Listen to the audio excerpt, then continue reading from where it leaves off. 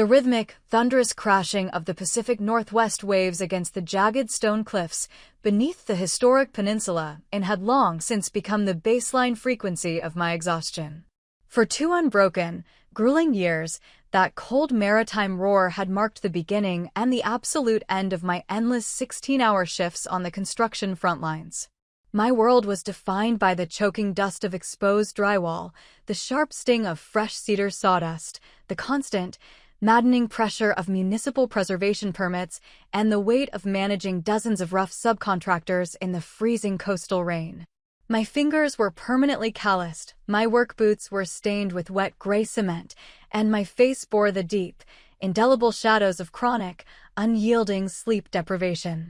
Every muscle in my body throbbed with a dull, persistent ache, yet I pushed past the physical collapse because I truly believed I was protecting our family's single remaining legacy. The Peninsula Inn was a sprawling, historic coastal estate that had belonged to the Morrison family for 3 generations, a grand architectural treasure that had unfortunately fallen into a state of severe structural decay. When the local historical society threatened to condemn the property and revoke our commercial hospitality license, our family was faced with immediate, catastrophic financial ruin. Out of a profound, conditioned sense of ancestral duty and daughterly devotion, I stepped directly into the storm, abandoning my own independent interior design practice to save the estate. I took absolute command of the project management, mapping out every single structural valve, rewriting the plumbing blueprints, and negotiating with cutthroat historical boards to keep the project alive. I worked under the blinding glare of halogen work lights until midnight, ensuring that every single historic crown molding and hand-carved oak banister was meticulously restored to absolute architectural perfection.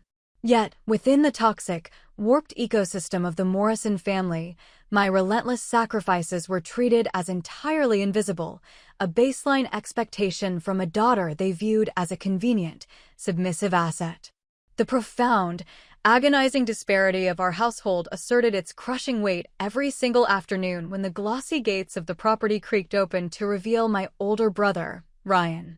Ryan would stroll into the active construction zone at 2 o'clock in the afternoon, his tailored Italian designer suits completely out of place against the mud, smelling strongly of premium cologne and midday country club martinis. He was the undisputed golden child of our parents, Charles and Beatrice Morrison, a 34-year-old playboy whose profound laziness and total lack of market discipline were treated as delicate, artistic virtues.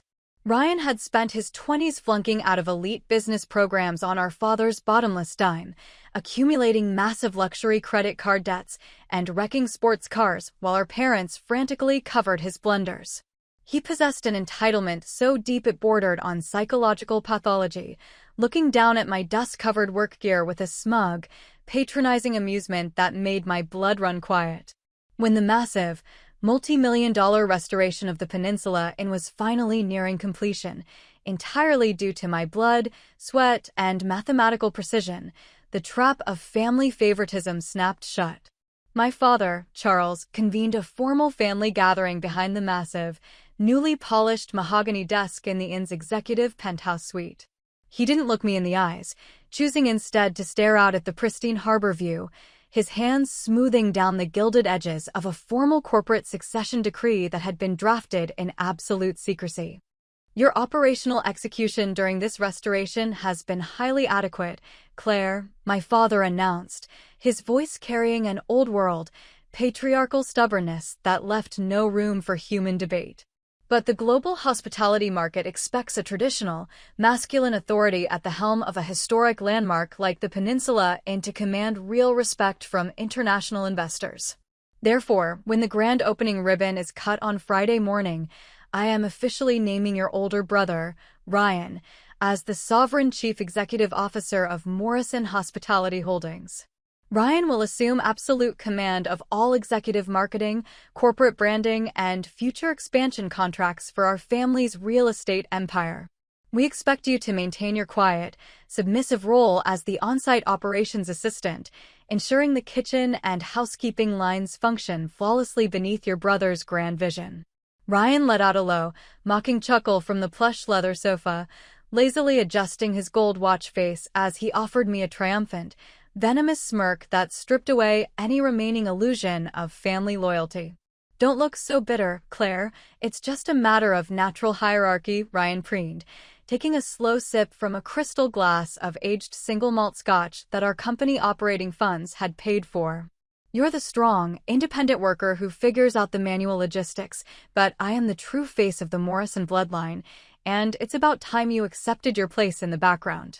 My mother, Beatrice, nodded her head in perfect, rhythmic synchronization with her favorite son's cruel words, her eyes completely cold and entirely devoid of a single shred of maternal pride for my achievements. "Your brother is simply born to command, Claire.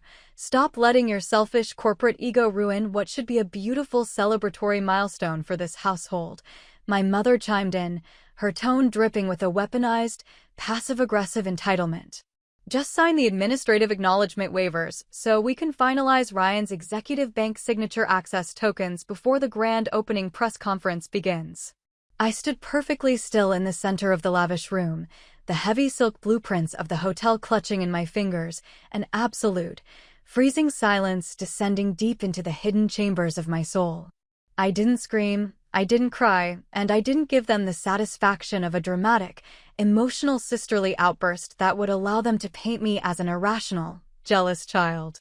I simply offered a slow, mechanical nod, placed the blueprints quietly on the edge of the mahogany desk, and walked out of the executive penthouse suite without saying another single word.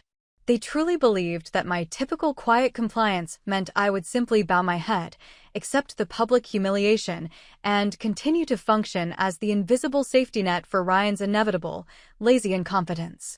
They completely underestimated the absolute, terrifying reach of a forensic, hyper-analytical mind that had spent years studying corporate compliance law and asymmetrical business warfare.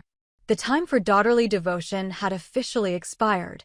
The corporate battlefield was fully prepared, and a brilliant financial plot twist was already ticking silently beneath their feet like a time bomb. To understand the true, devastating architecture of the counterstrike I was about to unleash, you have to understand a critical financial transaction that had occurred 12 months prior. During the darkest phase of the restoration, when our family business was facing an immediate, catastrophic cash flow collapse due to unpaid historical tax penalties, our father had cornered me in tears. He had wept openly on my shoulder, begging me to liquidate my personal, hard-earned real estate asset, a pristine, sun-filled luxury downtown condo that I had purchased entirely on my own merits at the age of 27. Charles and Beatrice had explicitly promised me that if I surrendered the proceeds to save the hotel, I would be named an equal managing partner with absolute veto authority over the family enterprise. I had agreed to help them, selling my condo within 48 hours and injecting exactly $247,000 of pure liquid capital directly into the inn's dying bank lines. My parents and Ryan had privately celebrated my choice, laughing behind my back about how easily they had manipulated the naive, submissive daughter into donating her life savings to fund their empire for free. They assumed the $247,000 was a standard family gift, a fluid injection of cash that carried no legal strings, no corporate weight, and absolutely no defensive teeth. They were completely, hilariously wrong. As a master of financial compliance, I had absolutely no intention of surrendering my life's independence to a gang of historical parasites without constructing an absolute legal fortress around my capital. Before I transferred a single cent of the $247,000, I had retained the off-the-grid services of an elite corporate white-collar law firm in the city. I had legally structured the entire funding injection not as a personal donation, but as a heavily protected, high-yield commercial loan agreement executed between myself and the Peninsula Inn's corporate shell. The loan contract was backed by an ironclad, non-negotiable senior secured promissory note, granting me a primary, overriding legal lien on the historic hotel's actual physical real estate assets and land deeds. The critical, lethal clause within the commercial lending agreement stated that if the hotel company experienced 3 consecutive quarters of material operational losses, or if the primary management tokens were transferred without the majority creditor's explicit, written fiduciary approval, the loan would enter an immediate, technical default. Upon default, the majority creditor possessed the absolute, unilateral legal right to execute an immediate property foreclosure, bypass the standard probate courts, and force a total asset liquidation or an immediate corporate buyout. My father had signed the heavy stack of commercial lending papers in a frantic, drunken rush to secure the cash before the tax collectors arrived, never bothering to read the fine print or consult an independent corporate attorney. He had simply assumed it was standard boilerplate paperwork from his submissive daughter's accounting files, completely blind to the fact that he had just handed me the nuclear launch codes for his entire empire. I kept the certified loan documents locked securely within a private, cloud-backed biometric vault, waiting with an absolute, freezing patience for my brother Ryan to walk straight into his own destruction. The chaotic operational implosion of the Morrison Hospitality brand commenced the exact second Ryan stepped into the sovereign CEO command seat. Fueled by his signature laziness, his profound ignorance of supply chain matrices, and an insatiable desire to project an image of high society brilliance, Ryan began executing a series of catastrophic operational decisions. He systematically fired our core, legacy hotel staff, the veteran head chefs, the expert guest relations managers, and the master maintenance crews who had kept the inn functioning for decades. He replaced them with an entourage of overpaid, highly incompetent country club friends and social media marketing consultants who spent their days organizing lavish, expensive launch parties on the company operating accounts. He canceled our legacy, high-margin corporate booking contracts with local historical societies and maritime associations, branding them as low-class aesthetics that ruined the luxury image he wanted to project. Instead, he attempted to convert the historic inn into an ultra-exclusive, ridiculously overpriced boutique wellness resort for the elite high society circles of Europe.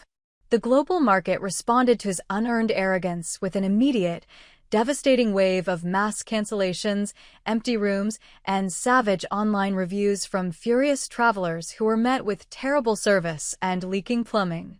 The shipping lanes and guest lines that used to function with mathematical precision under my management were drowning in massive vendor debts, unpaid utility notices, and catastrophic port demurrage fees. But the true, hidden architecture of our ruin extended far deeper than a playboy's natural incompetence. During my nightly digital audits of our internal corporate communications, I discovered that Ryan was being actively manipulated and blackmailed by an operative from a predatory rival resort chain named Vanguard Hospitality Group. The lead acquisition director of Vanguard, a cold, calculating white-collar predator named Julian Vance, had quietly targeted my brother during his private weekend gambling excursions. Julian Vance had fed Ryan's fragile, narcissistic ego, tricking him into executing a series of exclusive, under-the-table auxiliary vendor contracts that carried massive, hidden non-performance penalties. Vanguard's master plan was brilliant. They were intentionally engineering the total operational collapse of the peninsula in, driving the historic property into a forced, cheap liquidation bankruptcy. Once the business hit rock bottom, Vanguard intended to execute a hostile, underpriced takeover, buying the multi-million-dollar real estate asset for pennies on the dollar during the bankruptcy auctions. Alex was completely oblivious to the trap, genuinely believing that his new billionaire partners were going to elevate his personal brand to the international stage once the merger papers were signed. A normal sister would have rushed to her father's office to expose the corporate espionage loop, or confronted the brother to halt the bleeding before the next major default could land. I chose to adopt the cold, calculated precision of a shadow commander, choosing to remain absolutely silent as I watched Ryan walk straight toward his own public execution. I watched from my quiet operations desk as our primary bank lines bled to zero, as the vendor lawsuits began stacking up at the front reception desk, and as our stock value plummeted into an absolute abyss. I knew that if I intervened too early, my traditionalist father would simply use my data to rescue his favorite son once again, minimizing Ryan's treason as a foolish mistake and keeping me trapped in the background forever. I waited with a razor-sharp focus for the exact geometric moment where the entire multi-million-dollar house of cards would reach its total, unpreventable point of no return. The day of reckoning arrived on a stormy Thursday morning, a crisp, freezing day that marked the convention of an emergency, high-stakes board meeting called by our primary institutional lenders. The atmosphere inside the grand corporate boardroom was thick with a suffocating, terrifying tension that left the elderly board members sitting in a paralyzed silence. The windows rattled violently from the wind, the dark gray sky casting long, depressing shadows across the polished mahogany table where my family had gathered to face their ruin. My father, Charles, sat at the head of the table, his face a grotesque mask of exhausted gray ash, his breathing shallow and calculated as he stared at a final foreclosure notice from the bank. Ryan sat next to him, his tailored suit completely rumpled, his hands shaking so violently he could barely lift his espresso cup, his eyes rolling back in sheer psychological terror as the reality closed in around him. My mother, Beatrice, sat in the corner, her silk handkerchief pressed tightly against her eyes, her shoulders shaking with an elaborate display of dramatic maternal despair. At the far end of the table sat Julian Vance, the predatory acquisition director of Vanguard Hospitality Group, flanked by a team of high-priced corporate attorneys who held the hostile takeover documents. We all know the numbers mapping the current reality of Morrison Hospitality Holdings, Julian Vance announced, his tone dripping with an unearned, corporate superiority that made my father's hands clench. Your bank lines are completely frozen, your legacy clients have abandoned your banners, and you are facing over $3 million in immediate, unpayable vendor liabilities. Vanguard Hospitality Group is offering you a highly generous, non-negotiable cash buyout that will clear your personal debts while allowing your son, Ryan, to maintain a minor, ceremonial advisory seat on our board. It is your single escape route, Charles, and I suggest you ink these signatures before the clock strikes noon and the bank executes a total, public asset liquidation. My father turned his eyes toward me, his voice cracking with a devastating, heartbroken desperation as he prepared to deploy the ultimate family manipulation to save his favorite son. Claire, please, you have to save us. Your own father is begging you from this table, Charles whispered, his hands trembling against the pristine wood as he looked at my serene face. We need you to log into your private accounts, liquidate your remaining independent investment portfolios, and sign a joint personal guarantee to satisfy the bank's immediate interest penalties. You've always been the strong, sensible child who figures out the financial ways, and you cannot let your own brother's future and our family legacy be completely destroyed by a temporary market contraction. We are your family, Claire, and your biological obligation to protect the Morrison name comes before your personal corporate pride or your past resentments.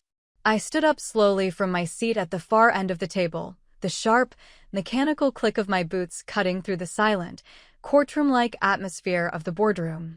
I didn't reach for my checkbook, and I didn't let a single tear of familial guilt alter the trajectory of my mind. Instead, I opened my briefcase, pulled out a thick stack of gold-sealed legal documents, and slid them across the table. The folders glided smoothly over the polished mahogany, coming to a dead stop directly in front of my father, Julian Vance, and the primary bank representatives. I am afraid a personal guarantee will not be necessary, Father, because the family legacy you are begging me to save has already been legally reallocated, I announced, my voice smooth, quiet, and carrying an immense resonance that silenced the room completely. If you turn to page 24 of those compliance summaries, you will find the original, senior secured commercial loan agreement that you signed 12 months ago when you plundered my condo proceeds. Because Ryan's catastrophic management has resulted in 3 consecutive quarters of severe material operational losses, and because you transferred the primary command tokens without my explicit written approval, that loan has entered an absolute technical default. As the sole primary lien holder and the majority creditor of Morrison Hospitality Holdings, I have officially exercised my unilateral foreclosure options at dawn today. I have completely bought out your outstanding primary institutional bank debts, effectively purchasing the entire primary mortgage of the peninsula in through my own private corporate entity. I am not here to offer you another financial rescue, Father, I am here as your primary creditor to reject your entitled pleas, halt this fraudulent Vanguard takeover, and execute an immediate property foreclosure to force a total corporate takeover. Ryan violently stood up from his chair, his face contorted into a mask of pure, unbridled narcissistic rage as he violently slammed his open palm against the table. This is a complete fabrication. You are a low-level on-site assistant. You cannot execute a foreclosure on the Morrison empire. Security, remove this ungrateful bitch from my boardroom immediately. Sit down, Ryan. Julian Vance cut through his words like a physical blade, his face turning a terrifying shade of pale white as his eyes scanned the certified legal notary seals on my folders. The predatory acquisition director looked up at me with an expression of intense, professional horror as he realized his entire hostile takeover strategy had just been completely outmaneuvered by a shadow commander. "She isn't an assistant, you idiot," Vance hissed, violently tossing his contract documents into his briefcase as he stood up from the table. "She holds the primary senior secured deeds to the actual land footprint of this hotel. Your family business has absolutely no asset equity left to sell us. Your sister owns the ground beneath your feet, and our acquisition files are officially dead." Vanguard's legal team hurried out of the corporate boardroom without offering another single word, desperate to distance their firm from the massive legal disaster closing around the Morrison name. My father fell heavily back into his leather chair, his jaw trembling violently as the absolute magnitude of his exposure completely crashed into his consciousness. He looked up at me, his eyes wide with a sudden, breathless realization of the absolute power of the daughter he had spent a lifetime treating like an auxiliary asset. "Claire, please, you cannot do this to your own bloodline. We brought you into this world," Charles whispered, his tone completely stripped of its old-world authority, collapsing into a weak, pathetic begging.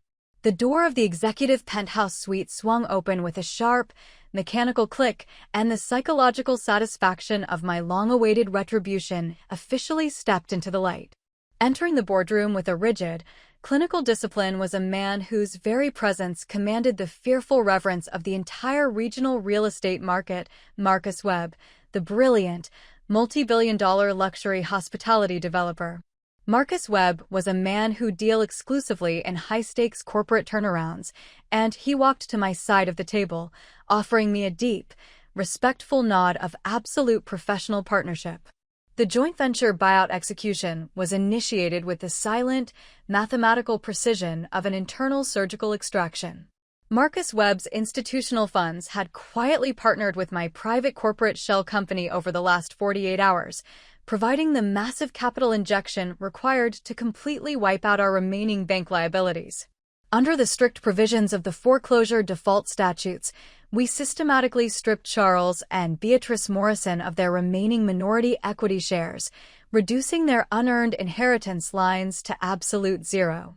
Marcus Webb turned his cold, piercing gray eyes directly onto my younger brother, Ryan, his voice carrying a freezing severity that silenced the room completely. "Your short-lived executive tenure as the chief executive officer of this firm is officially terminated for gross operational negligence and material compliance fraud," Marcus Webb announced, sliding a formal dismissal notice across the wood. "You will pack your personal belongings, surrender your corporate entry badges to the security detail standing in the hallway, and leave this property within the next 10 minutes. If you ever attempt to breach the boundaries of this historic and again, or contact the managing partner, our legal team will have you immediately processed for grand larceny and corporate espionage." Two uniformed private security guards stepped into the room right on cue, their hands resting firmly against their utility belts as they locked their eyes onto my brother's trembling frame. Ryan let out a sharp, pathetic shriek of pure psychological collapse, his weaponized confidence completely dissolving into a frantic, desperate weeping as he realized his playboy kingdom had vanished forever. My mother burst into hysterical, watery tears, reaching out her manicured fingers to try and grab my sleeve as the security team gently but firmly escorted her favorite son out of the boardroom into the dark hallway. I didn't offer her a single flicker of human emotion, and I didn't waste a single second writing a long, defensive paragraph to justify my choices, because reality is a matter of mathematics, not family drama.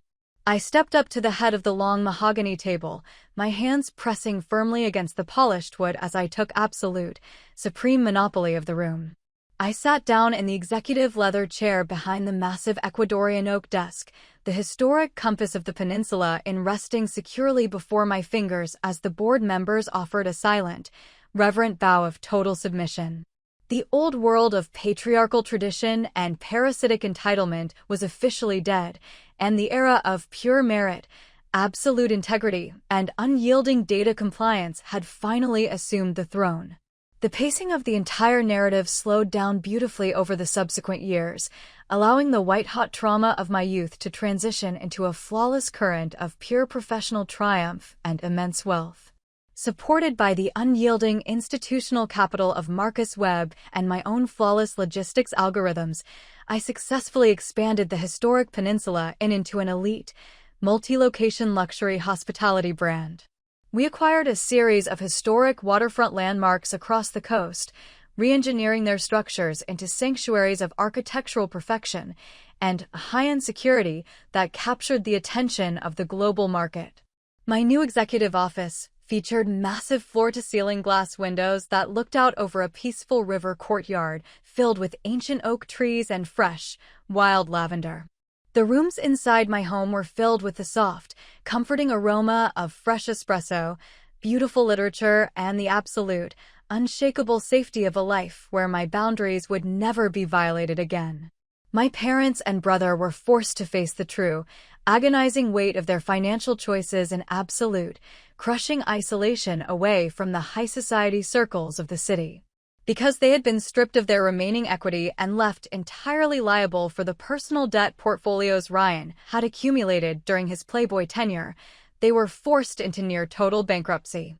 They downsized from their comfortable suburban mansion and country club privileges, relocating to a tiny, modest retirement trailer located on the sun-baked, dusty outskirts of the Arizona desert. My brother, Ryan, was forced to abandon his Playboy delusions entirely, securing a low-wage manual labor job behind a local hardware counter, his manicured fingers now caked in the dirt he had spent a lifetime treating with disdain. The final, emotionally resonant closure of my past arrived on a crisp autumn afternoon when my assistant forwarded a certified financial disclosure package from the compliance firm handling their legacy trusts.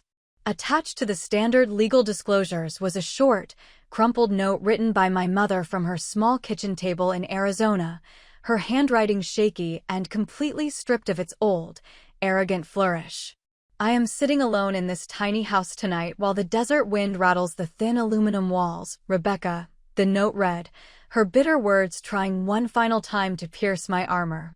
The bank took the mansion. Your brother Ryan's body aches every single day from the warehouse shifts, and your father spends his time staring at old photos of the inn, completely broken by the reality of our disgrace. Every single night I think about how hard you worked to restore that hotel while we were sitting in the penthouse mocking your work boots, and I finally understand that we threw away the only true leader this family ever possessed. You have a beautiful new corporate brand, you have everything, and we have absolutely nothing left but the bitter consequences of our choices. I hope your cold buyout revenge was worth what you did to this bloodline. I held the small piece of paper over the wastebasket, letting it slip from my fingers without a single beat of hesitation, regret, or emotional weight. The absolute destruction of their household hadn't been caused by my cold revenge. It was simply the natural, mathematical harvest of the bitter, greedy seeds they had planted over a lifetime of cruelty. They had spent decades treating my quiet compliance and deep kindness as a bottomless resource to be plundered, fully confident that I would always bleed to keep their favorite child warm. They had to learn the hard, agonizing way that when you push the most disciplined person in the room too far, you don't get a negotiation, you get a complete erasure of your access to their future. I walked over to the large glass windows of my beautiful boardroom, watching the autumn leaves dance in the cool coastal wind under a beautiful, clear sky, a profound sense of total victory settling deep into my heart. I had turned the coldest family exploitation into a flawless masterpiece of pure self-worth, completely owning my life and my grandmother's legacy on my own terms. If you are listening to this story right now, and you are the child, the sibling, or the dedicated worker whose silence and relentless sacrifices have been systematically weaponized by the parasites in your home, hear me clearly. Your value is never defined by the absolute blindness or the predatory greed of a toxic household dynamic that refuses to see your true worth. Strength does not mean enduring financial theft, emotional neglect, or structural inequality for the sake of an artificial family peace that only serves the thieves in your world. True power is born the exact moment you stop begging for the validation of people who trade love for currency, and you begin to use your own brilliant mind to establish unbreakable walls around your future. My corporate buyout was a beautiful achievement, a complete deployment of forensic strategy that permanently shielded my hard work from the hands of family traitors. But the true victory, the one that allowed me to look into the mirror every single morning with a peaceful, confident smile, was the absolute freedom of knowing that I am more than enough. Home is not a geographic structure defined by a shared surname, a genetic code, or the toxic obligation to sacrifice your youth for people who treat your existence like a convenience. Home is where your boundaries are treated as absolute, where your hard work is genuinely honored, and above all else, home is where you are respected.